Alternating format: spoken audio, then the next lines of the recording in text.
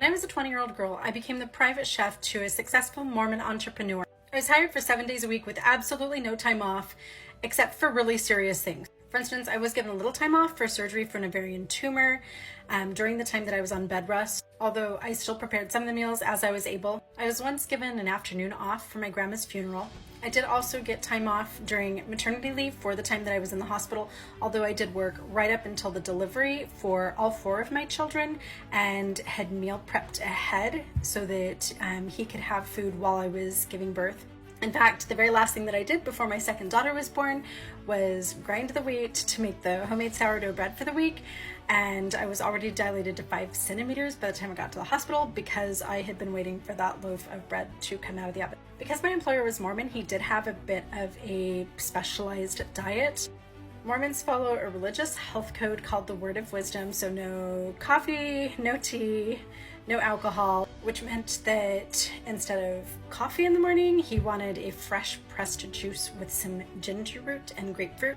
As part of the Mormon health code, there's a huge emphasis on seasonal fruits and vegetables, so he always wanted whatever was in season at the farmer's market. Mormons are also commanded to have a large quantity of food storage on hand, so he had a huge pantry with tons of wheat and barley, and I was expected to learn how to cook from that, which is why we did tortillas and pasta and bread and a lot of baked goods from scratch with stone ground wheat that I put through the whisper mill myself.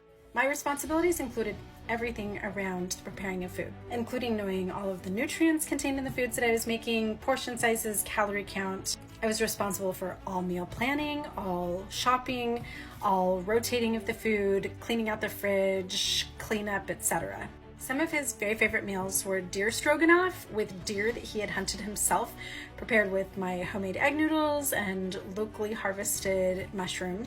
Sourdough waffles made with, of course, freshly stone ground whole grains, topped with maple butter and blackberry jam that I had personally picked the blackberries by myself and turned into the freezer jam, and habanero sliders on homemade brioche buns. I should mention that I did not ever receive a paycheck for working as a personal chef to this successful Mormon entrepreneur. I worked exclusively for room and board, my personal items were purchased for me, and I had the use of the family car. Also, in my contract, I was not able to break the contract. It was for the duration of my entire life. Only he could break the contract. And when he did, at 24 years, I did not receive any severance pay or retirement or any type of compensation for the 24 years that I had served every breakfast, lunch, dinner, snack, picnic, smoothie, etc. Personal chef? Oh, did I say personal chef? Sorry, I meant wife. I was a Mormon trad wife.